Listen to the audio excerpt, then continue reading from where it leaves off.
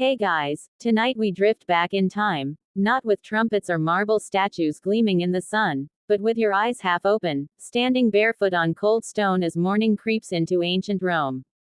The sky is pale, the air already busy, and before you even know where you are, something damp splashes near your feet. You pause, listening. Carts creak. Someone shouts. Somewhere close by, bread is already burning. This is Rome at dawn, and you're in it now. No guidebook, no immunity, no pause button. There's a strange thrill in that, right up until you realize you probably won't survive this. Not in the way you imagine, at least. So, before you get comfortable, take a moment to like the video and subscribe, but only if you genuinely enjoy what I do here. And while you're here, drop a comment telling me where you're listening from and what time it is for you right now. Rome is waking up, and somewhere across the world, you're winding down. Now, dim the lights, maybe turn on a fan for that soft background hum, and let's ease into tonight's journey together. You're standing in a narrow street, one of thousands that knit the city together like cracked veins. The buildings lean inward, as if curious about you. They're tall, uneven, and patched with generations of repairs. Above you, laundry hangs from ropes, fluttering lazily, and you instinctively duck even though nothing is falling yet. That instinct will serve you well here. The first thing you notice is the smell. Rome doesn't gently wake up, it announces itself. Wood smoke mixes with sour wine, stale oil, and something unmistakably human. Chamber pots have been emptied overnight, and while there are laws about where waste should go, laws in reality are old enemies in this city. You step carefully, because the street is less a road and more a suggestion of one, muddy, rutted, and glistening in places you'd rather not think about. This is the capital of an empire, yes, but it's also home to over 1 million people at its peak, all stacked together without plumbing as you know it. That's the mainstream historical fact to gently settle into your mind. Ancient Rome was one of the largest cities in the world, and it reached that size long before modern sanitation. Your nose understands this before your brain does. As light spills between rooftops, the city comes alive around you. Bakers are already at work, slaves moving in practiced silence, carrying sacks of grain heavier than you expect. Somewhere, a rooster crows, stubbornly insisting on rural traditions in an urban sprawl. You hear Latin spoken in quick bursts, not the polished kind from textbooks, but street Latin, fast, clipped, full of slang. You don't understand it, but the tone tells you enough. Everyone is in a hurry. You try to place yourself. You're not dressed like anyone else. That's a problem. Clothing here isn't just fashion, it's a billboard advertising your status. Tunics vary by length and color, and certain stripes mean power, citizenship, or money. You feel suddenly exposed, like you've shown up to an exclusive event wearing pajamas. No one confronts you yet, but glances linger longer than you'd like. The sun creeps higher, warming the stone beneath your feet. Rome is built on layers, older streets buried beneath newer ones, temples repurposed, walls recycled. You're literally walking on history, and that's not just poetic. Scholars still argue whether certain roads beneath your feet date back to the early Republic or were later renovations disguised as ancient tradition. Rome loves pretending it's older than it is, even when it actually is very old. A dog darts past you, ribs visible, chasing something you can't see. Stray animals are common here, thriving on scraps and chaos. You step aside just in time as a car thunders by, wheels screaming against stone. There are no sidewalks, no traffic rules you'd recognize, just an unspoken hierarchy. Big things don't stop, and small things get out of the way. You are currently a very small thing. You realize quickly that surviving a single day in ancient Rome isn't about gladiators or emperors. It's about awareness. About watching where you step, what you touch, and who you accidentally look at for too long. Eye contact can be interpreted as challenge or insult. Best to keep your gaze soft, unfocused, like you're half asleep. That's fitting, actually. From somewhere nearby comes the sound of running water. You follow it instinctively, rounding a corner to see a public fountain, fed by one of Rome's aqueducts. This is one of their greatest achievements, and even half awake, you can sense the pride behind it. Water flows constantly, clear and cool, spilling into basins worn smooth by countless hands. The quirky detail here, the one that tends to surprise people, is that much of this water travels through pipes lined with lead. The Romans know it's not ideal, but the convenience wins. You hesitate, already aware that your modern instincts don't quite belong here. People gather at the fountain, filling jars, gossiping softly. This is social media, Roman style. News travels mouth to mouth, faster than you'd expect. Fires, executions, scandals, all whispered before breakfast. You catch a few words. A collapsed building, a new tax, a magistrate in trouble. None of it involves you, and that's exactly how you want it. The light is stronger now, and heat promises to follow. You can feel the city's rhythm settling into place, like a heartbeat you didn't notice at first. Somewhere far off, a horn sounds. Shops begin to open, wooden shutters creaking upward. Life is happening whether you're ready or not. You take a slow breath and let your shoulders drop. This is overwhelming, but you're not here to rush. You're here to observe, to drift through the day one careful step at a time. The dangers will reveal themselves soon enough, but for now, Rome is simply waking up, and you're awake with it. As you stand there, listening to water spill endlessly into stone, you realize something important. Survival here isn't heroic, it's mundane. It's about blending in, staying quiet, and making it from one sunrise to the next. And as the day stretches out ahead of you, long and uncertain, you begin to understand why even a single ordinary day in ancient Rome could be more than enough. You start moving because standing still in Rome feels like an invitation to trouble. The street nudges you forward, narrow and uneven, sloping slightly as if it has its own opinion about where you should go.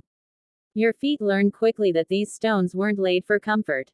They're polished smooth by centuries of traffic, slick in places, jagged in others. You place each step carefully, already understanding that a twisted ankle here isn't an inconvenience, it's a sentence. The street fills fast. Rome doesn't do personal space. Bodies press past you, shoulders brush, elbows bump, and no one apologizes. Apologies are a luxury for people with time and safety. A man carrying baskets of figs cuts in front of you, the fruit overripe and splitting, sweet juice dripping onto the ground. Behind him, a woman balances a clay pot on her head with the kind of ease you only get from lifelong practice. You try not to stare. Above you, the buildings loom closer together than before. Some stretch 5 or 6 stories high, which feels unsettling when you notice the cracks spidering along their walls. These are insulae, apartment blocks that house most of Rome's population. The mainstream historical fact quietly humming in the background is that the majority of Romans live like this, renting small, crowded rooms in buildings that are notoriously unsafe. Fires are common. Collapses happen. You glance up instinctively and immediately regret it as dust drifts down into your eyes. The street sounds are layered. Iron-rimmed wheels grind against stone. Hooves clatter. Somewhere metal clangs sharply, followed by a curse. You don't know what was dropped, but you know better than to investigate. A cart barrels toward you, pulled by a pair of oxen that smell exactly like you'd expect. The driver doesn't slow down. You flatten yourself against a wall, heart ticking faster, as the cart squeezes past with inches to spare. Your sleeve brushes wet stone, and you decide not to ask questions about the moisture. This is when you realize Rome doesn't believe in zoning. Workshops, homes, shops, and taverns all share the same streets. A blacksmith's hammer rings out just a few doors down from a bakery. Sparks fly, landing dangerously close to dry wood. You imagine how easily this could all go wrong, and you're not imagining, it often does. Scholars still argue whether Rome's frequent urban fires were mostly due to overcrowding, open flames, or sheer bad luck compounded by poor building regulation. Either way, you don't linger near the sparks. You pass a doorway where a man is sweeping something suspiciously chunky into the street. He doesn't look at you. You don't look at him. This is an unspoken agreement you'll make many times today. The gutter running along the road carries away liquids of various origins, slowly, reluctantly. It's not exactly sewage as you understand it, more like a communal shrug in stone form. A sudden shout makes you flinch. Two men are arguing loudly, faces red, hands waving. A small crowd gathers with interest, not concern.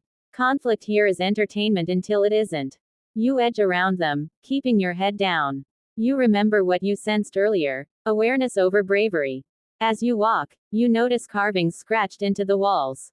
Names, insults, crude drawings, advertisements. This is graffiti, Roman style, and it's everywhere. One promises love, another threatens violence. A third advertises a lost sandal. The quirky detail that makes you exhale a quiet laugh is realizing that some of these messages are political slogans, scratched by supporters who couldn't afford more official displays. Even here, even now, people are shouting into the stone, hoping someone will listen. The street opens briefly into a wider thoroughfare, and the noise doubles. This is a main road, built for movement, for armies and commerce. You feel smaller here. Carts line up, drivers shouting over one another, trying to force their way through. There's a rhythm to it: push, pause, surge. You learn to move with it, slipping through gaps when they appear. Something splashes near your feet again. This time you see it. Water, maybe, maybe not, tipped from an upper window without warning. There are rules about shouting a warning before emptying a chamber pot, but enforcement is optimistic. You glance up too late to identify the culprit. The window shutters are already closed. You step aside, heart thudding, and silently thank whatever luck you have left. The sun climbs higher, and heat begins to gather between the walls.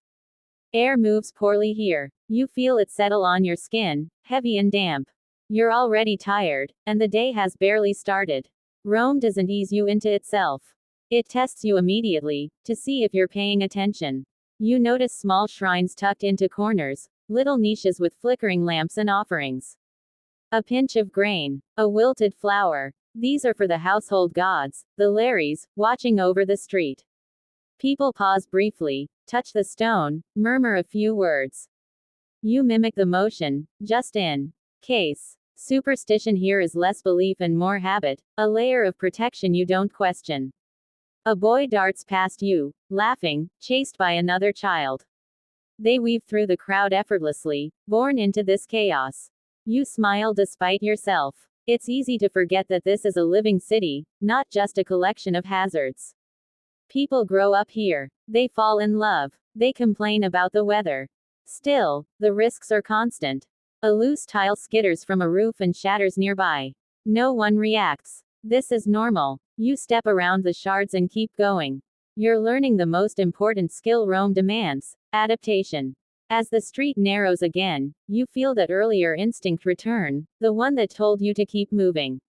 You adjust your pace, breathing slowly, letting the city carry you forward.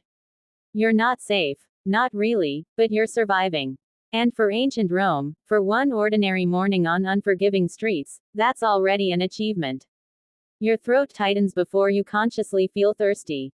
It's subtle at first, just a dry awareness as you keep moving through the streets, heat beginning to cling to you like a second tunic you never asked for. Rome makes you earn every basic comfort, even water. Especially water. You follow the sound again, the steady, reassuring rush you noticed earlier. Water is life here, and everyone knows where to find it. Public fountains dot the city like dependable anchors.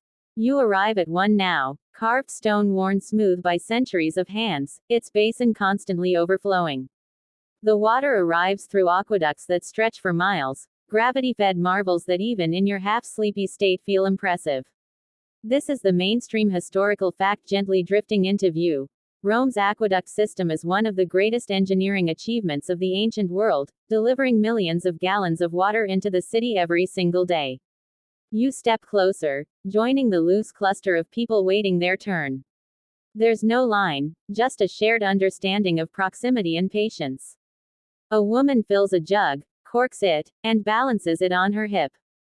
A slave kneels to drink directly from the flow, cupping his hands, eyes closed in brief relief. You hesitate, modern instincts buzzing with warnings. But thirst wins arguments quickly. You scoop the water and drink. It's cool, shockingly so, and for a moment, everything else fades. The street noise dulls. Your shoulders loosen. This, at least, feels safe. And mostly, it is. The aqueduct water is generally cleaner than river water, constantly moving, less likely to stagnate. That's the comforting version of the story Romans like to tell themselves. The less comforting version slips in quietly. Many of the pipes carrying this water are lined with lead. The quirky detail, the one that historians love to argue over late at night, is that the Romans absolutely knew lead wasn't great for you. They just didn't agree on how bad it was, or whether it mattered enough to redesign an entire infrastructure. Some scholars still argue whether widespread lead exposure contributed meaningfully to health problems among Rome's elite, or if that idea is exaggerated by modern hindsight. Either way, you swallow and decide not to think too hard about it. You have bigger problems today. You watch how people interact with the fountain. This isn't just a utility, it's a meeting place. News drifts through the air along with the spray. Someone mentions a magistrate passing through yesterday. Someone else complains about a neighbor stealing water after dark. You learn quickly that access to water is technically public, but practically political.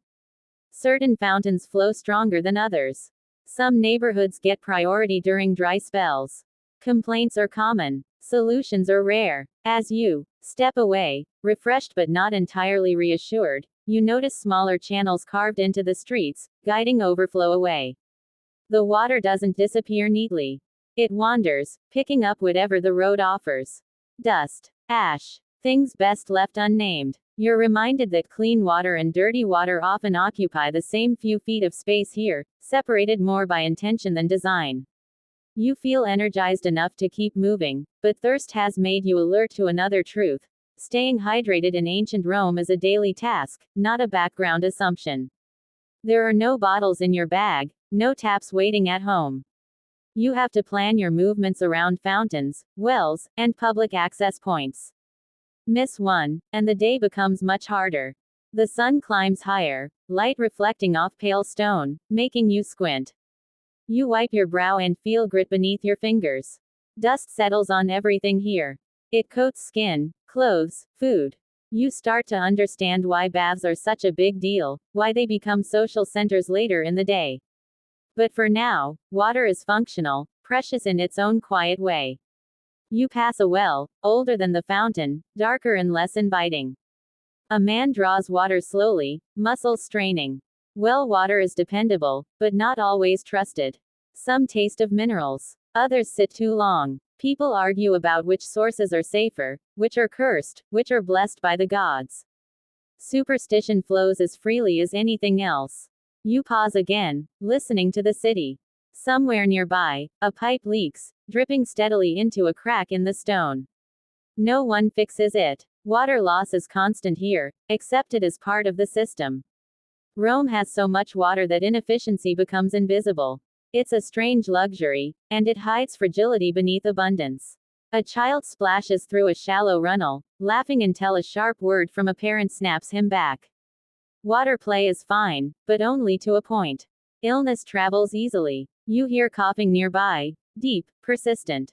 You don't linger. You can't help noticing how many people look tired, worn, older than their years. Hydration helps, but it doesn't solve everything. You take one last look at the fountain before moving on. The water keeps flowing, indifferent to who drinks and who doesn't. It has been doing this long before you arrived, and it will continue long after you're gone. That thought is oddly calming. Your thirst is eased for now, your steps steadier. But the lesson sticks with you as you move back into the street's slow churn. In ancient Rome, survival depends on noticing the basics. Water isn't guaranteed. Clean isn't absolute. And even the greatest achievements come with quiet costs that you only feel over time. You walk on, carrying that awareness lightly, letting it settle into the background hum of the day, another small adjustment in a city that constantly asks you to adapt. Your stomach reminds you of itself with a low, unimpressed murmur. Water helps, but it doesn't count as breakfast, and Rome expects you to fend for yourself early. Morning food isn't a leisurely affair here. It's practical, quick, and often eaten while standing, leaning, or walking. You follow your nose again, because bread is impossible to ignore. A bakery comes into view, its doorway blackened with soot, heat rolling out in soft waves. Inside, men work shirtless, muscles slick with sweat, sliding flat rounds of dough into an oven that looks more like a cave than a kitchen appliance. This is one of Rome's great quiet miracles: bread production on an industrial scale. The mainstream historical fact easing into your morning is that Rome provides subsidized grain to hundreds of thousands of citizens. The grain dole, the annona, keeps the city fed and calm. Hungry people riot. Fed people complain instead. You're not officially part of that system, and you feel it. A line forms, loose and shifting, people clutching coins or tokens. Bread is cheap by Roman standards, but cheap is relative. You exchange a small coin and receive a coarse, flat loaf, still warm. It's heavier than you expect, dense, made mostly from wheat or barley, depending on availability. You tear off a piece and chew. It's bland, gritty, and strangely comforting. The grit isn't imagination. Roman flour is often ground with stone mills that shed tiny particles. Teeth here wear down fast. The quirky detail that drifts into your mind is that many Romans have noticeably worn teeth by middle age, not from sugar, but from bread itself. You chew carefully, suddenly aware of your jaw. You notice people dipping bread into things: olive oil, watered wine, sometimes a thin porridge. Breakfast isn't about variety, it's about energy. A laborer needs calories. A shopkeeper needs enough to stand all day. You're somewhere in between, trying to look like you belong. A vendor nearby sells olives from a basket, their skins wrinkled, scent sharp. You trade another coin and add a few to your meal. Salty, intense, they make you thirsty again, but they feel nourishing. You understand why olive oil is everywhere here, in food, lamps, medicine. It's liquid survival. As you eat, you watch the bakery rhythm continue. Bread goes in. Bread comes out. Ash is brushed aside. Someone burns their hand and doesn't stop working. Time is measured in loaves. The heat is relentless, and you step back into the street, blinking, loaf tucked under your arm like something precious. You pass a small stall selling cheese, pale and soft, flies already interested. You hesitate. Cheese is common, but freshness is a gamble. So is meat. So is almost everything. There are no expiration dates, no refrigeration. Food safety is a daily negotiation between hunger and caution. Scholars still argue whether the average Roman diet was healthier than later medieval diets, or if the risks of contamination and spoilage balanced out the benefits of fresh, local production. You decide not to test the theory with questionable cheese. Further along, a man ladles out pulse, a thick porridge made from grain and water. It's cheap, filling, and deeply unexciting. You accept a bowl and eat slowly, the texture somewhere between soup and paste. This is old food, traditional food, the kind Romans tell themselves built the Republic. It tastes like persistence. Around you, breakfast happens in fragments. No one lingers. People eat and move, chew and walk, talk with full mouths. A woman feeds a child a softened piece of bread, her fingers quick and practiced. A man argues with a vendor over weight, accusing him of cheating. The vendor swears by the gods that the scale is honest. Everyone knows it probably isn't. You finish eating and feel steadier, but not energized in a modern sense. There's no sugar rush, no coffee jolt. Caffeine exists only in the future. You rely on habit and momentum. Rome doesn't give you boosts, it gives you sustenance. As you wipe your hands on your tunic, you notice how quickly crumbs disappear. Birds dart in. A dog noses closer until a sharp word sends it away. Nothing is wasted here for long. Even leftovers have competition. The smell of garum drifts from somewhere nearby, fermented fish sauce, beloved and infamous. It's not exactly breakfast food, but it finds its way into everything. The scent is powerful, divisive. Some adore it, others tolerate it. You're not sure where you land, but you're glad it's not on your bread this morning. You take a final sip of watered wine from a shared jug offered by a passing acquaintance you didn't mean to make. It's weak, more symbolic than intoxicating, but safer than stagnant water. Drinking wine early is normal here. Sobriety is flexible when sanitation is not. With your hunger quieted, you feel more capable of facing the day. Food doesn't make you safe, but it makes you functional. That's enough for now. You step back into the flow of the street, the taste of grain still on your tongue, carrying with you the understanding that in ancient Rome, breakfast isn't about pleasure. It's about survival, repeated daily, one coarse bite at a time. The loaf under your arm grows heavier as you walk, not because it gains mass, but because awareness weighs on you. Housing in Rome is more than where you sleep, it's where you live your daily hazards. You glance up at the towering insulae lining the street. They're uneven stacks of brick and timber, some 5 or 6 stories tall, balconies jutting out like cautious fingers. The higher you go, the more precarious life feels. You notice cracks running along the walls, thin at first, then widening like spider legs. Fires and collapses are common in these buildings. The mainstream historical fact that filters into your mind is that insulae are often cheaply built to maximize rental profit. Ground floor apartments are desirable, safer, quieter. Higher floors are cheaper, riskier, but many residents can only afford them. You shiver at the thought of being 3 stories up when a storm hits or a fire sparks below. As you continue down the street, you pass staircases barely wide enough for one person at a time. You imagine living in one of the upper rooms, hauling water, dodging debris, trying not to disturb neighbors.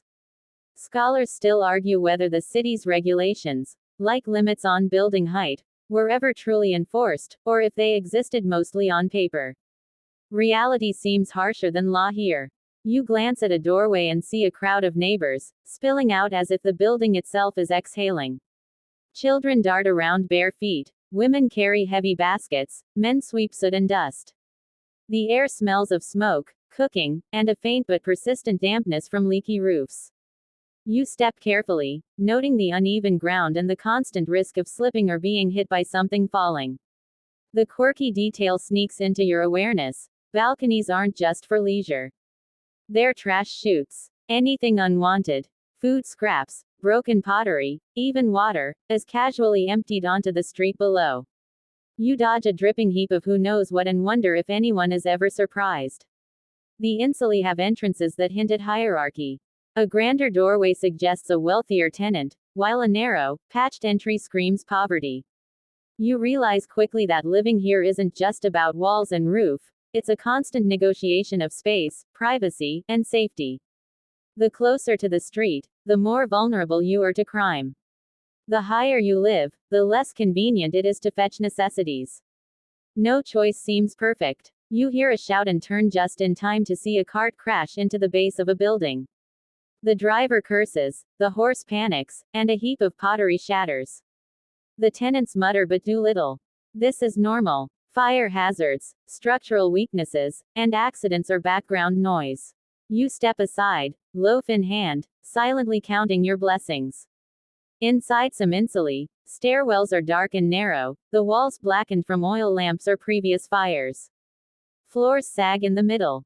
You imagine living here, waking to the creak of neighbors above and below, hoping your floor holds, hoping the roof doesn't collapse during a storm. Sleep is precious but precarious. In a small courtyard, children play with improvised toys, sticks, scraps of cloth, anything they can safely, or unsafely, toss. You smile faintly, watching their agility. These kids learn early. Life in an insula is rigorous training. You begin to understand why mortality was higher in the city than in the countryside.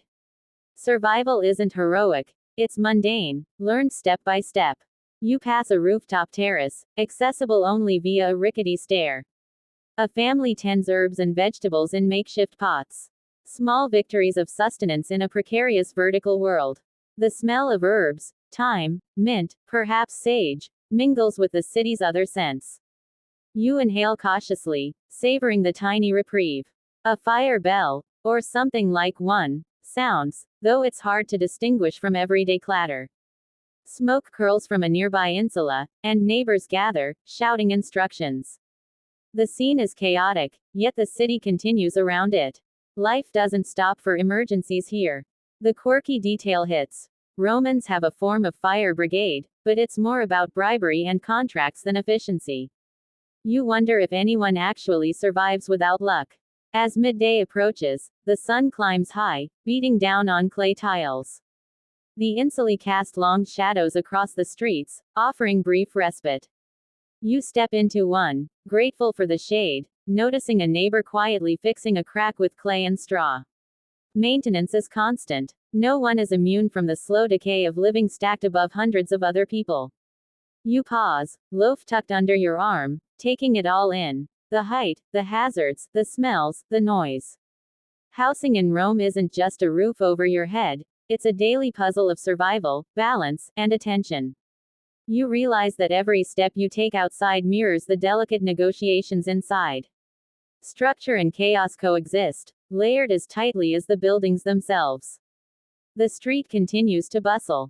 You resume walking, more aware of precarious ledges, uneven steps, and the constant movement of the city around you.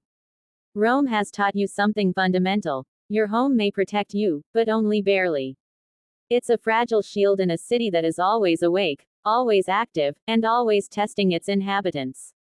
You pause at a widening of the street where steam rises, not from bread ovens, but from another kind of public ritual, the baths. The scent is warm, earthy, faintly medicinal, mixed with smoke and wet stone. Rome loves its baths, and for good reason. They are hygiene, social life, and escape all rolled into one steamy package. But before you picture serene relaxation, remember, you're a stranger here. Everything that looks safe can be complicated. You step closer and watch people entering, shedding tunics, slipping into shallow basins. Public baths are more than a bathhouse. They are a rotating theater of human life. Men of all ages mingle, gossip, exercise, and negotiate deals. Women have their own spaces, though less grand. The mainstream historical fact eases into your consciousness. Baths are central to Roman daily routine. For many, they are essential for cleanliness, health, and social status. Without them, you risk not just odor but reputation. The quirky detail that makes you exhale quietly. Some baths have elaborate heating systems called hypocausts, where floors are raised and hot air circulates underneath. You imagine stepping carefully, feeling the heat, realizing someone had to tend that furnace all day. The effort is invisible, but the warmth is immediate. You step into the entrance, careful to keep your coins and belongings secure. A slave tends the door, collecting fees and murmuring instructions you mostly don't understand. You follow the motion of the crowd, imitating the locals, and find yourself in a shallow pool, warm water lapping gently at your ankles. Already, the tension in your shoulders eases. Conversation floats around you. Small talk, gossip, complaints. A man jokes loudly about a neighbor stealing firewood, drawing laughter. A boy demonstrates a new wrestling move on his friend, both slipping and sliding. Life is absurd, persistent, and surprisingly human here. Scholars still argue whether these bathhouses served primarily hygienic purposes or were social stages for networking and influence. Either way, the answer is irrelevant to you. You're here to survive the sensory overload. You notice hygiene rituals that are unexpected. Strigils scrape skin, oils are applied liberally, and sweat is considered cleansing. The water smells faintly of minerals, sometimes of fish, but you get used to it. A woman near you rubs her body with scented oil, while a man beside her works the sweat off his skin with practiced movements. You realize this is intimacy without romance, a social norm that modern sensibilities might misread. Children dart around edges, laughing and squealing, unbothered by the general heat and chaos.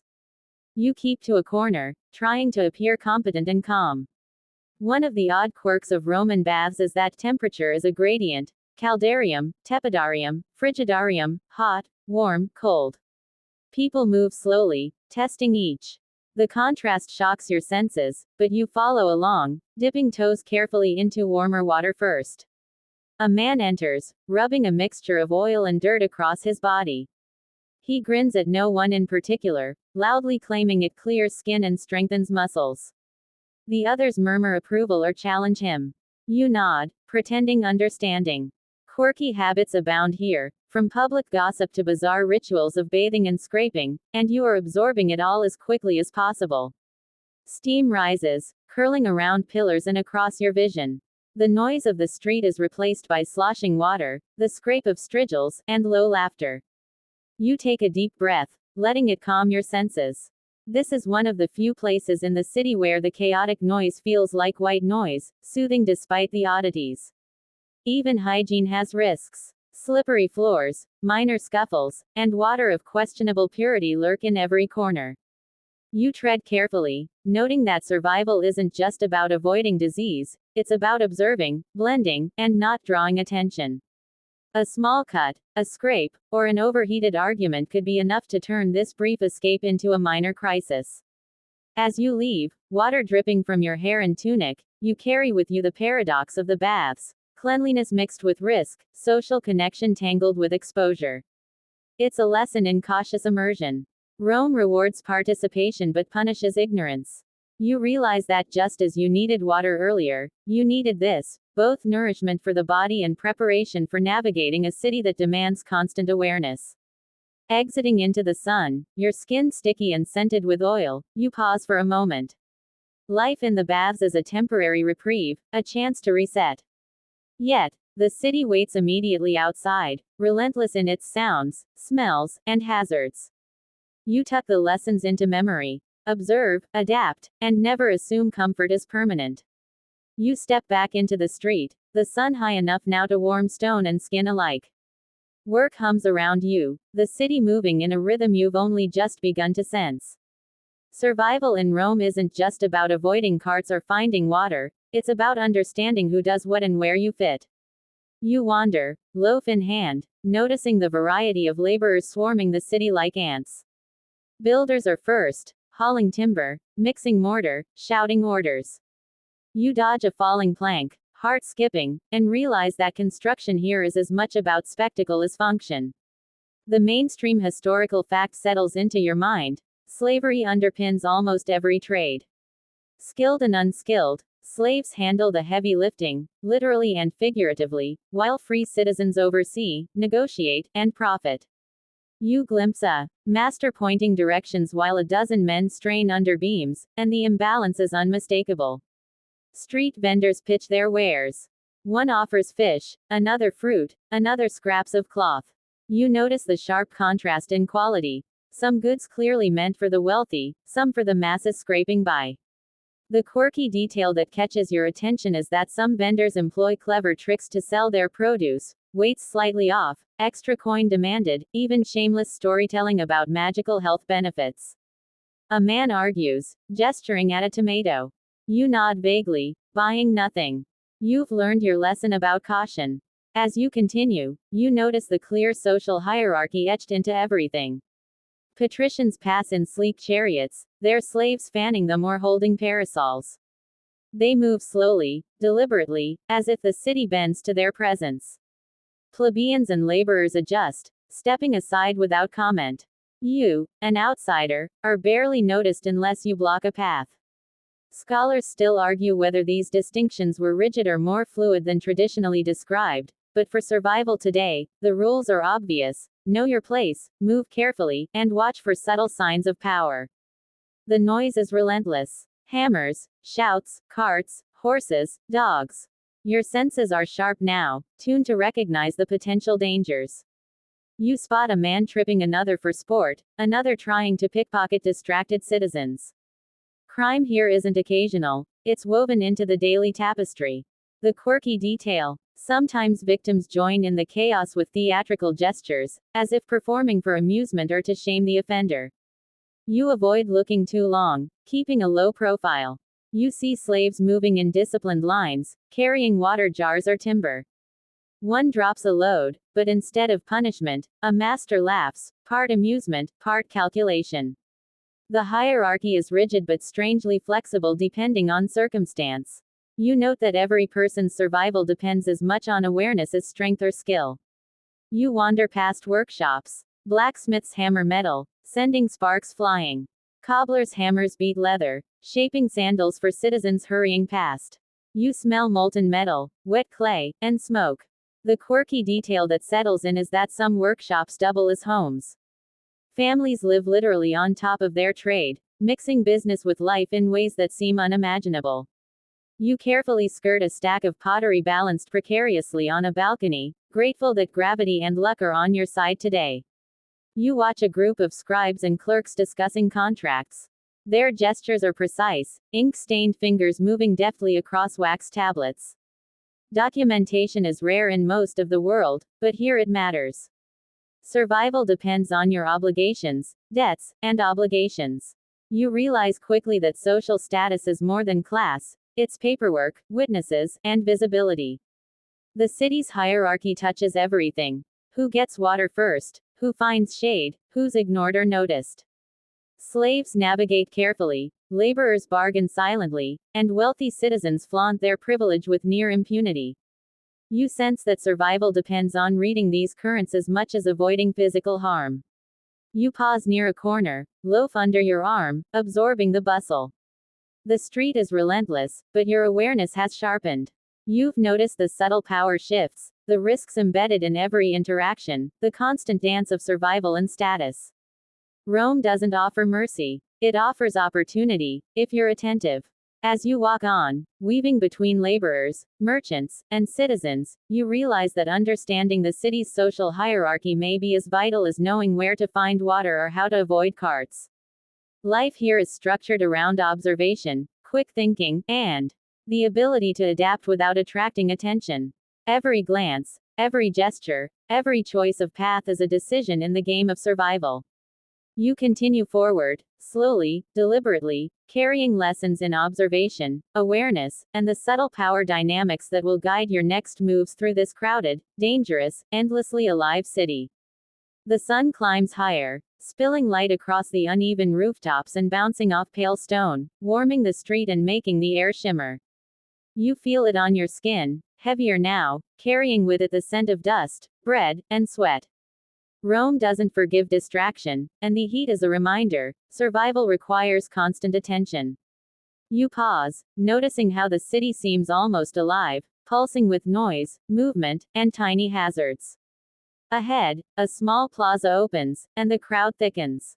Merchants call out, hawking olives, fish, wine, and scraps of cloth. Carts jostle each other as drivers argue loudly, their voices mingling with children laughing, dogs barking, and the occasional clang of a dropped utensil. The mainstream historical fact drifts into your mind. Rome is bustling, densely packed, and astonishingly interconnected. Over 1 million people live here at the city's height, and infrastructure struggles to keep up with daily life. The result is controlled chaos, a daily balancing act where awareness is survival. You move carefully through the crowd, loaf in hand, noticing oddities that make the city memorable. One vendor juggles figs while simultaneously arguing with a customer. Another balances a basket of eggs on his head, stepping backwards as if the world around him were nothing but a stage for his precarious performance. You pause, half amused, half awed. These little quirks, seemingly trivial, remind you that life in Rome is messy, chaotic, and often absurd. You notice the way people signal each other, using gestures, voice, and eye contact. Everything is coded. A glance can warn of danger. A hand gesture can indicate an ally. You're not sure you've mastered the language of the street yet, but you're trying. Scholars still argue whether Roman social cues were standardized or more fluid, but for now, it doesn't matter. You keep your head down, moving with the flow. Somewhere in the crowd, a child drops a jar of water. The crash startles you. Adults barely glance. You realize quickly that accidents are normal, expected even.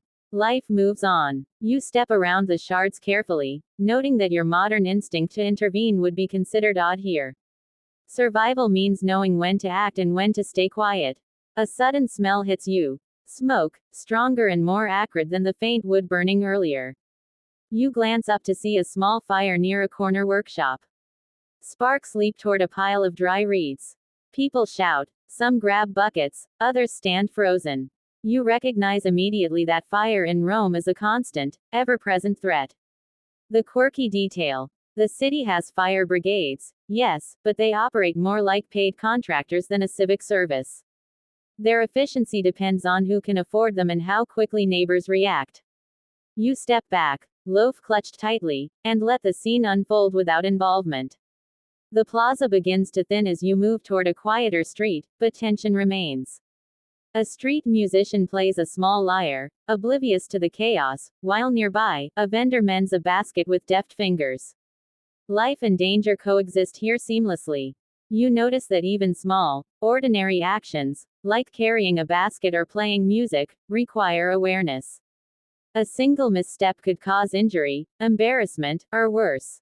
The city's smells mix constantly: roasted grain, sweat, olive oil, damp stone. You breathe carefully, aware that the olfactory assault is part of the learning curve. A dog trots past, tail high, carrying a scrap of meat, and disappears into an alley. You follow instinct, stepping aside, heart quickened. Rome has a rhythm, and you're beginning to feel its pulse. You come across a small shrine tucked between two buildings. It's barely noticeable unless you look closely. A carved stone, offerings of grain, a flickering oil lamp. Romans honor household gods, Lares, believing they protect the street and its residents. You touch the edge of the stone lightly, mimicking the gesture around you. Superstition is pervasive, a layer of protection you barely understand but respect. As you move on, the day's lessons accumulate. Every corner carries a potential hazard. Every person you pass has a story, a purpose, a hierarchy. Every sound signals life, movement, or risk. You realize that surviving a day in Rome requires not just physical awareness, but mental alertness, a constant calibration of observation, patience, and subtle interaction. The street narrows again, sun bouncing off walls, heat radiating from the stone beneath your feet. You feel fatigue creeping in, but awareness keeps you upright, alert. Rome tests you continuously, asking you to notice everything, interpret every signal, and move carefully without drawing attention. And as you continue walking, loaf clutched under your arm, you feel the rhythm of the city settle in, like a heartbeat you're learning to synchronize with. The afternoon sun beats down relentlessly now, bouncing off stone walls and scorching the narrow alleys.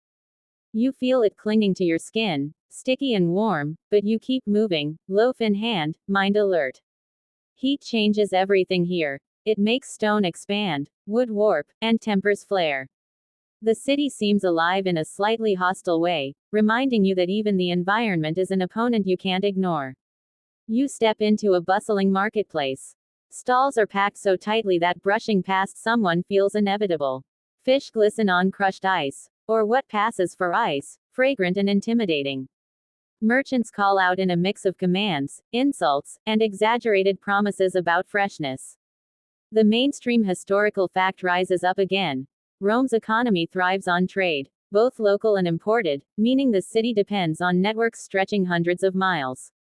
This creates opportunity, yes, but also competition, deceit, and congestion that can turn deadly. You watch a merchant slice a fish with practiced hands. The odd detail catches your attention. He sprinkles a mixture of garum and vinegar over the fish, claiming it preserves it longer and improves the flavor. The smell hits you first, sharp and penetrating, making you wrinkle your nose. You're learning that Roman food culture is bold, fragrant, and sometimes alarming to modern senses.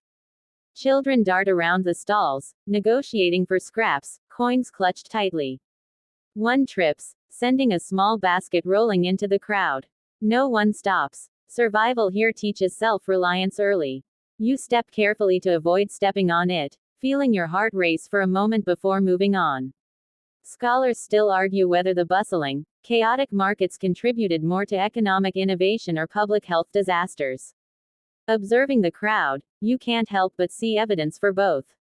A vendor hawks wool tunics, their colors faded, but the patterns intricate.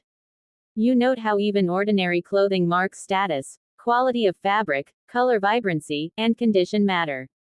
You adjust your pace, aware that being misread as wealthy or destitute could influence how people treat you. Small signals are powerful here, subtle yet influential. A sudden shout diverts your attention. Two men argue over a broken crate. The crowd thickens briefly as bystanders weigh in, some cheering, some jeering. You step aside instinctively. Conflict is part theater, part survival. Observing without engaging is the safest path. You notice the subtle gestures that indicate who is likely to escalate and who will back down. You catch a whiff of smoke and look up. A rooftop fire is being doused with buckets passed hand to hand. Sparks still leap dangerously, and a thin crowd of spectators murmurs rather than intervenes. Quirky detail. Fire in Rome is constant, but the response is improvisational, a mix of skill, luck, and social negotiation. You keep your distance, loaf secure, breathing shallowly. Nearby, a man sells small clay figurines. You pause, curious, but the oddness strikes you. Some of the figures depict gods in very human, even ridiculous scenarios: drinking, arguing, lounging.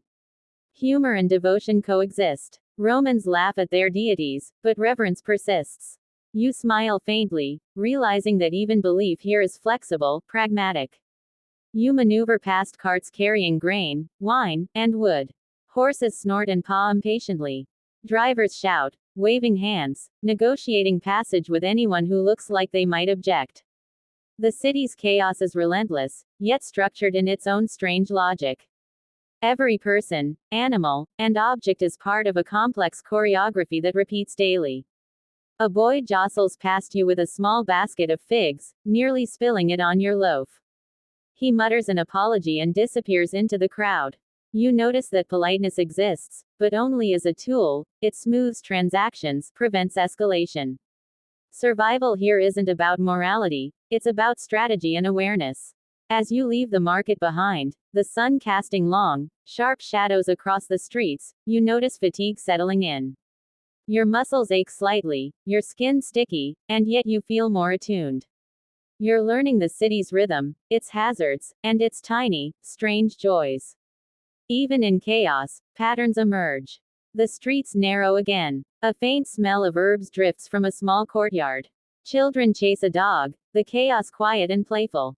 You step lightly, loaf under arm, reflecting on the lessons of the marketplace: awareness, patience, timing, and respect for the subtle rules that govern life here.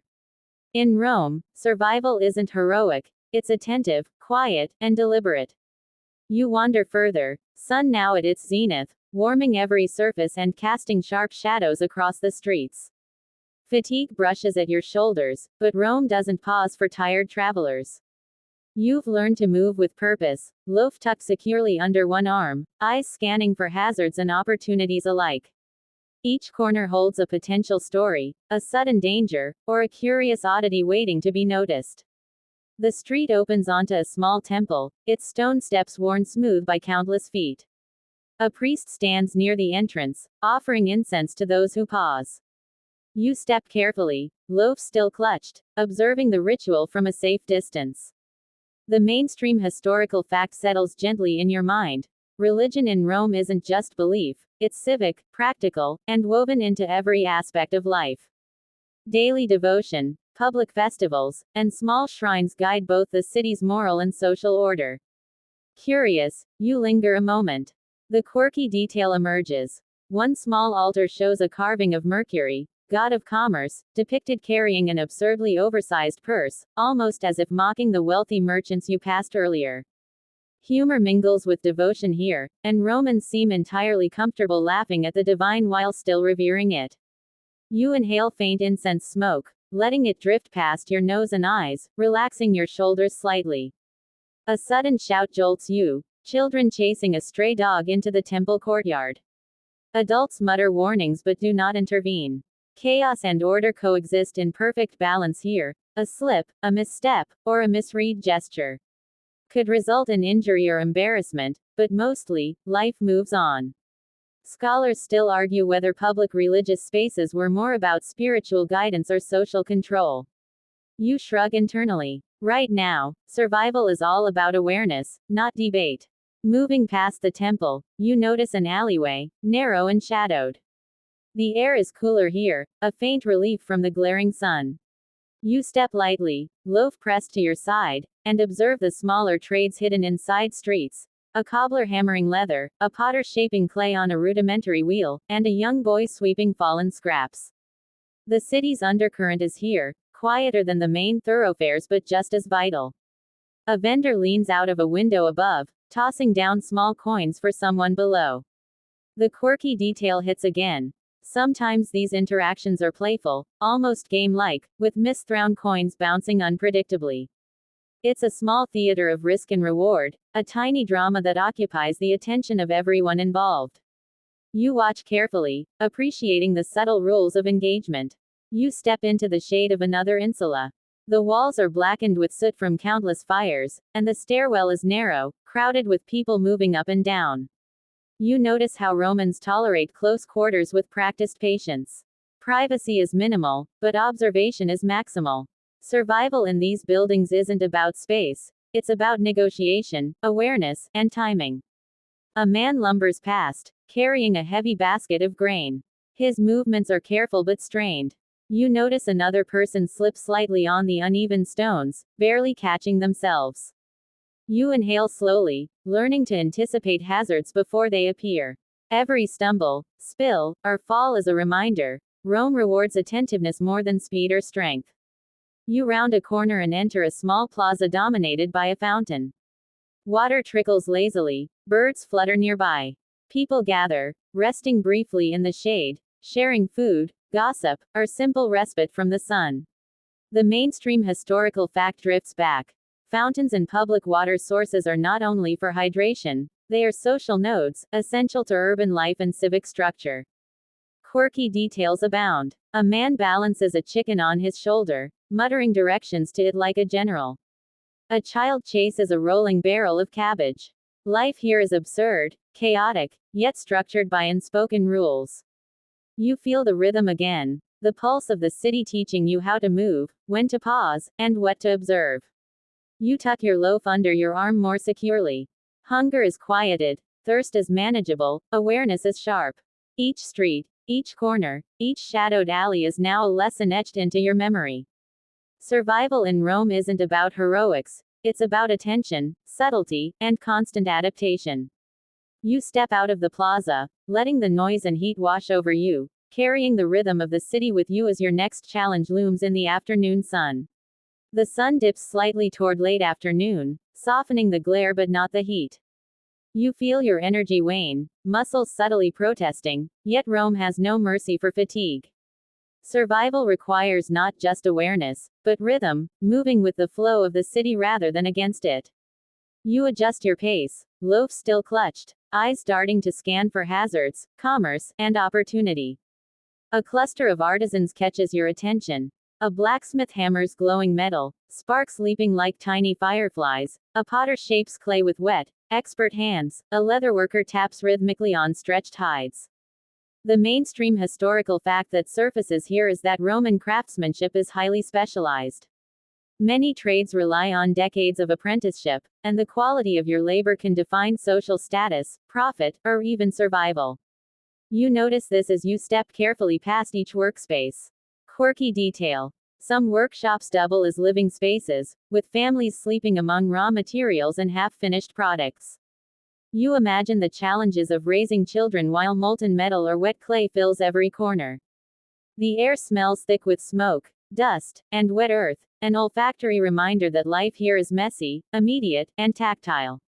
A sudden shout breaks your focus.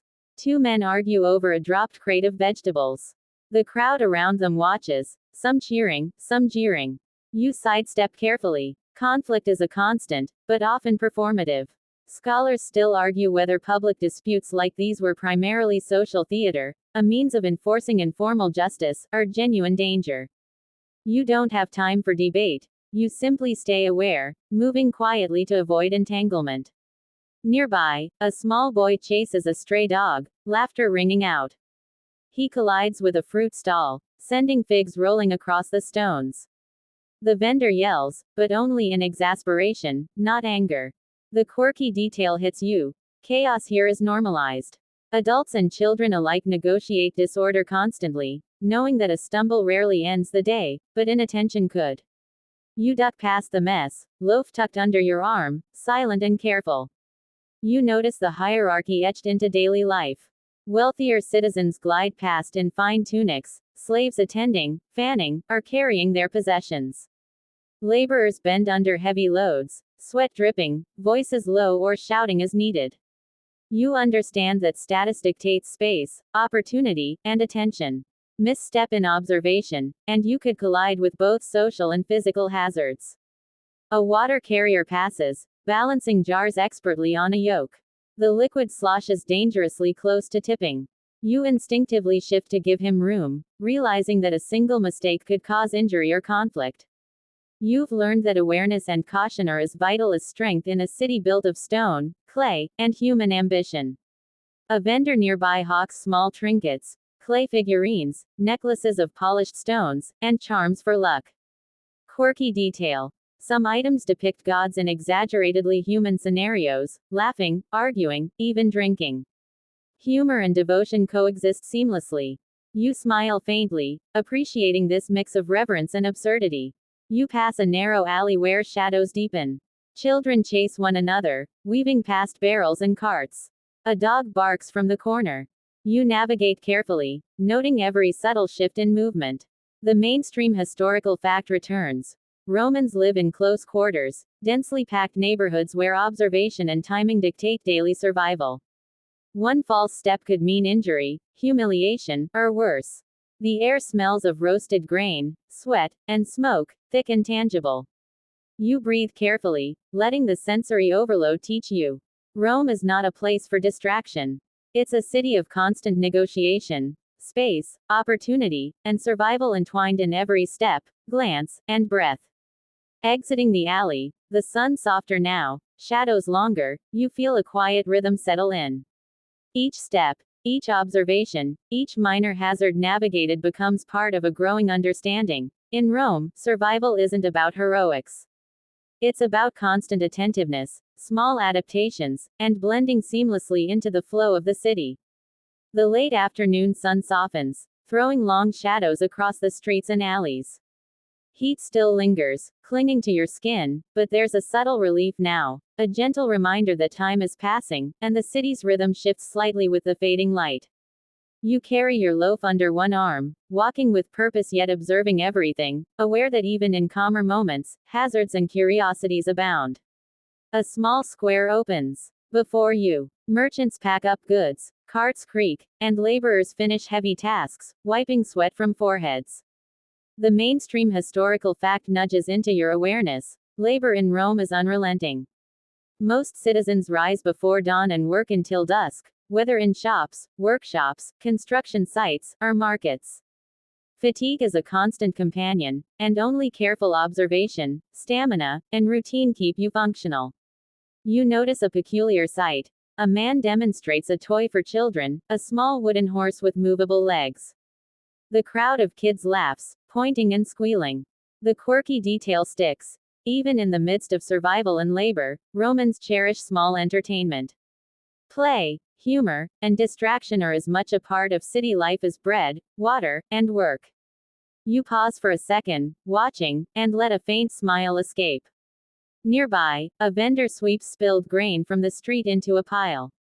You step around it, loaf still secure. Scholars still argue whether urban hygiene efforts, such as street sweeping and sewage channels, actually reduced disease or merely masked it. From your perspective, it's more about constant adaptation. You navigate the streets like a moving puzzle, aware that slips, collisions, or inattentiveness have consequences. A sudden shout draws your attention. Two men argue over a crate of fish, their voices rising as onlookers gather. You sidestep again, realizing conflict is normalized here. Chaos is not avoided but managed. Observation is your shield. You notice the subtle cues that predict escalation: posture, tone, gestures. Learning these tiny signals is as crucial as avoiding a falling cart or a burning hearth. You turn down a quieter side street. The temperature drops slightly, shaded by overhanging balconies. Children chase one another around barrels and carts, laughter and shouting blending with distant clanging from workshops. The odd detail registers. This is training, too. Roman children learn coordination, observation, and social negotiation as they play. Survival skills are embedded in the fabric of daily life from a young age. A small shrine tucked between buildings catches your eye. Offerings of grain, wine, and small figurines sit on a carved stone. You touch the edge lightly, observing the ritual without participating. Religion here is intertwined with daily life, offering protection, structure, and social cohesion. Even small gestures can signal respect or knowledge of local customs, subtle tools for navigating the city. Further along, the smells of bread, roasting meat, and fermenting wine mingle in a complex, almost overwhelming bouquet. You inhale carefully, letting your senses map the surroundings. Awareness in Rome is multi-layered: visual, auditory, olfactory, and social. One false perception can have consequences, whether stepping into a dispute, knocking over a cart, or offending a passerby. You pause briefly, loaf tucked close, muscles tired but mind alert. The city hums around you, a constant pulse of labor, commerce, and chaos. Observing patterns, learning the rhythm, and noting quirky habits, children's games, vendor antics, small superstitions, has become part of survival. Rome doesn't forgive ignorance, but it rewards attentiveness and adaptation. Moving onward, you carry the lessons with you: observe, anticipate, blend, adapt. Each step through the streets, each interaction or avoided hazard, builds a growing understanding. Life in Rome is a tapestry of hazards, small joys, and constant negotiation.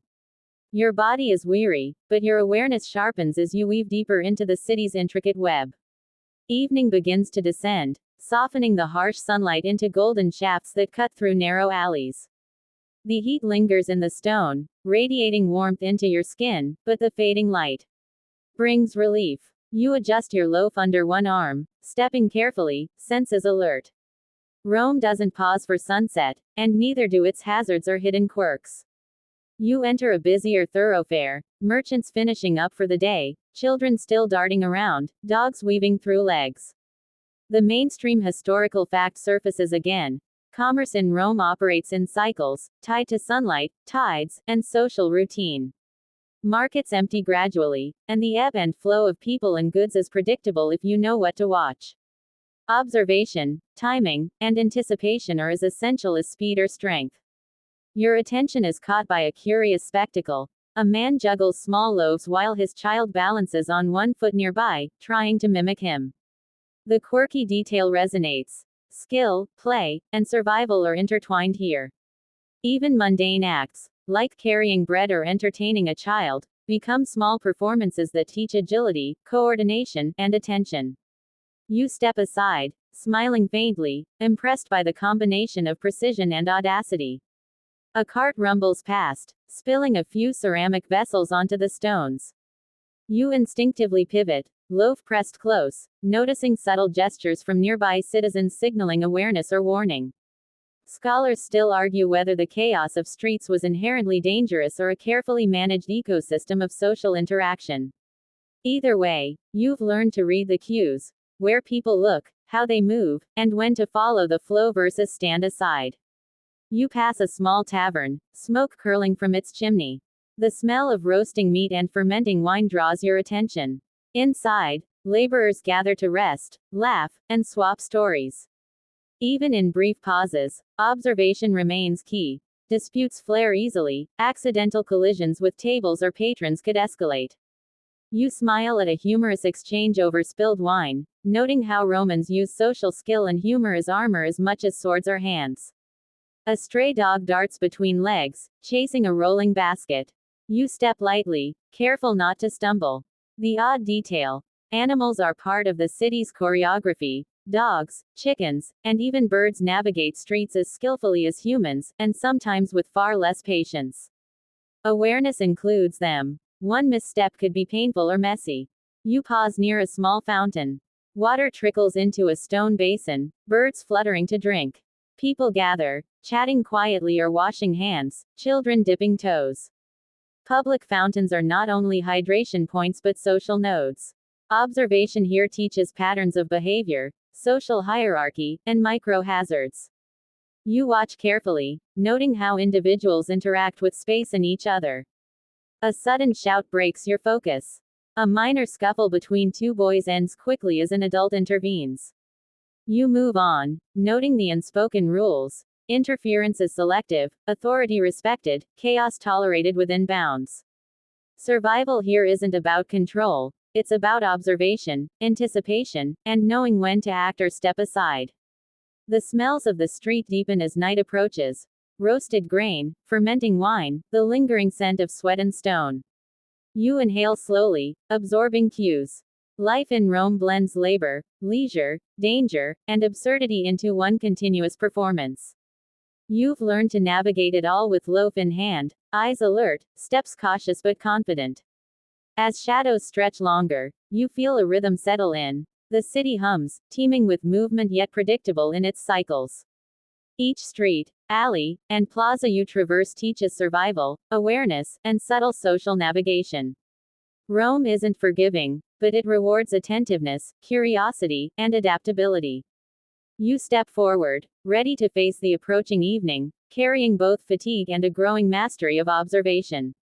Night creeps in, softening the harsh edges of the city.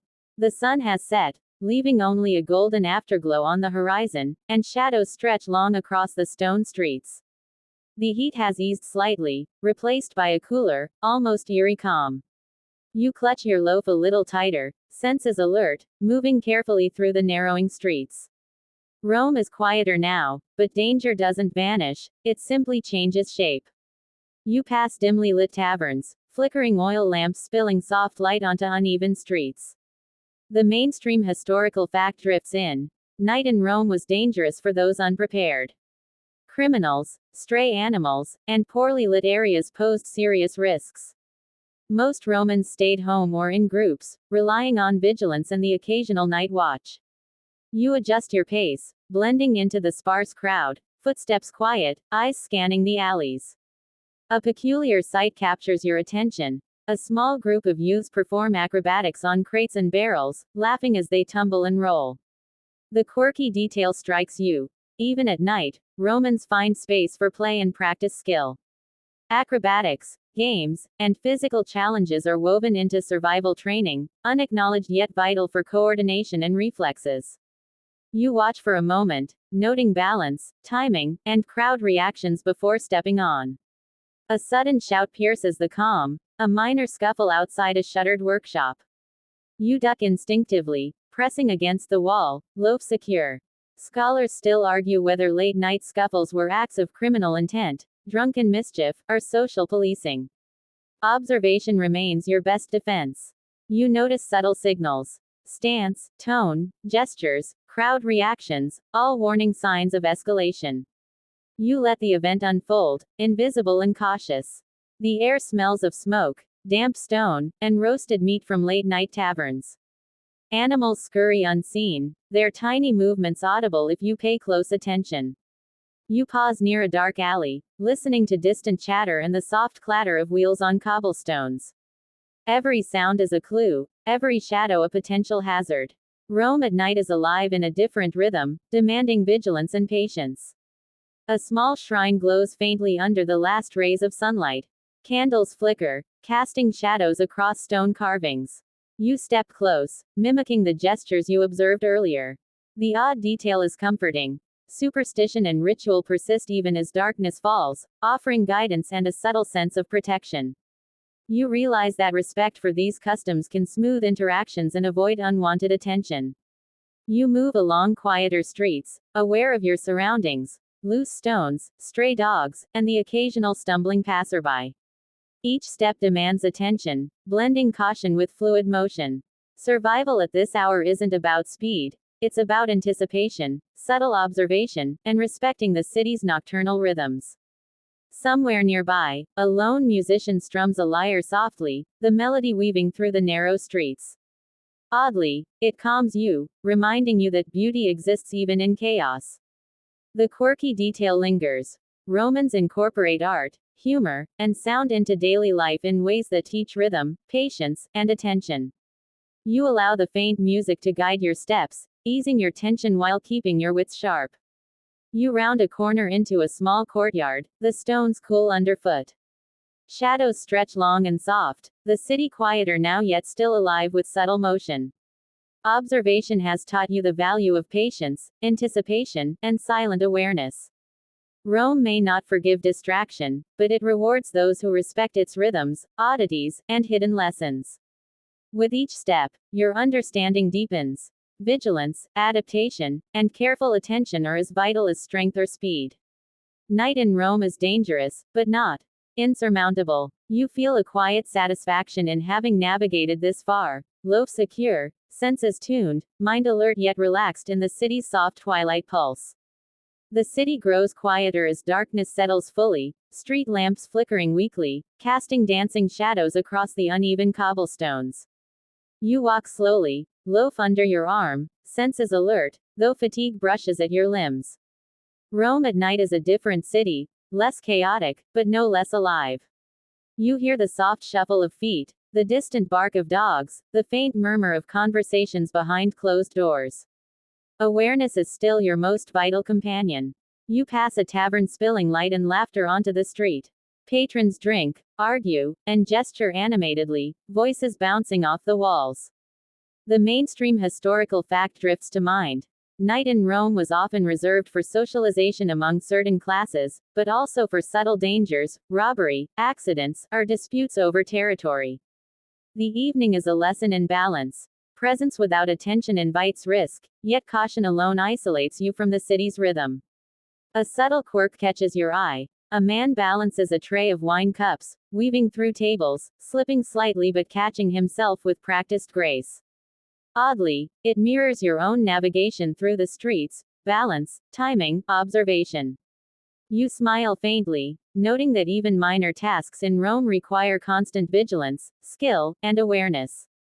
You move on, slipping into quieter streets. Shadows stretch across walls, and the faint scent of herbs, wood smoke, and roasted grain fills the air. A stray cat slinks along a ledge above, tail flicking, eyes glinting in lamplight. Scholars still debate how much Roman urban wildlife affected daily life: disease, theft of food, or companionship, but for you, it's another cue. Observation extends to every moving thing, not just humans.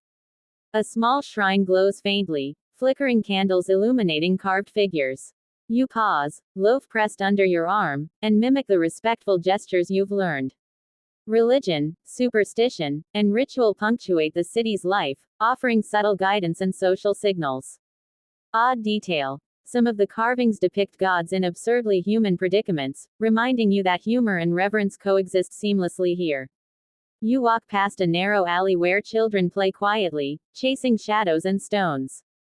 The street is dim, yet alive. You realize that play itself is a form of training: agility, observation, and negotiation skills embedded from a young age. Even the smallest details, the trajectory of a thrown stone, the placement of a foot, a fleeting glance, teach lessons crucial to daily survival. The air grows cooler as night deepens. You sense fatigue pressing in, muscles heavy, but your mind is alert, finely tuned to the city's subtleties. Every footstep, every sound, every shadow teaches something: where danger hides, where opportunity exists, and how to navigate the complex web of human and animal movement. Finally, you reach a quiet corner, the faint gurgle of water from a distant fountain soothing. You pause, loaf still secure, allowing your breath to settle. The chaos, the absurdities, the hierarchy, and the subtle lessons of Rome have seeped in. You've navigated hazards, observed social currents, and absorbed odd, memorable details. Survival here isn't heroic. It's about attention, adaptability, and learning the rhythm of a city that never truly sleeps. As you settle in the shadowed street, the night enfolds you softly. The city hums, alive yet distant, teaching that even in its chaos, patterns emerge. You feel the satisfaction of having moved with awareness, the subtle triumph of observation, and the quiet comfort that comes with understanding a world both absurd and perilous.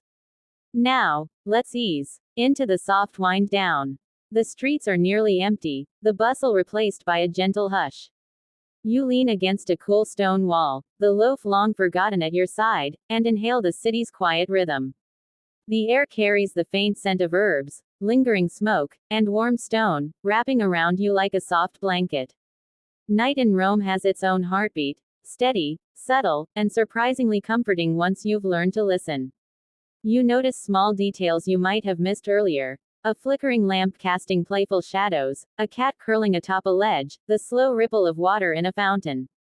Each tiny motion reminds you that life continues, gentle and intricate, even when the chaos has faded. The city breathes around you, a living tapestry stitched from millions of small actions, accidents, and rituals. Your muscles relax, your mind slows. You reflect on the lessons of the day: observation, timing, awareness, and subtle adaptation. Rome may have been relentless, chaotic, and absurd, but it has also taught patience, attentiveness, and the strange joy of noticing odd details in everyday life. You realize that even in danger, there is beauty, humor, and rhythm waiting to be discovered. The cool night wind brushes your skin softly, carrying the faint scent of distant flowers and cooking fires. You close your eyes briefly, letting the city's pulse lull your thoughts. Each sound, shadow, and flicker becomes part of a gentle symphony, a reminder that being present, even quietly, is a kind of mastery. Take a deep breath. Feel the warmth of the stones beneath your feet, the soft hum of life continuing around you. You've moved carefully, observed sharply, and learned the rhythms of a world both strange and alive. Rome at night, chaotic or calm, leaves a mark, a quiet awareness, a gentle curiosity, and a lingering sense of wonder. Now, as you settle, imagine yourself breathing with the city, its soft rhythm echoing in your chest. The lessons, the quirks, the hazards, and the laughter of a long day fade into a calm understanding. Let your body sink into the gentle stillness, and your mind drift along with the warm, quiet pulse of life in ancient Rome. Sweet dreams.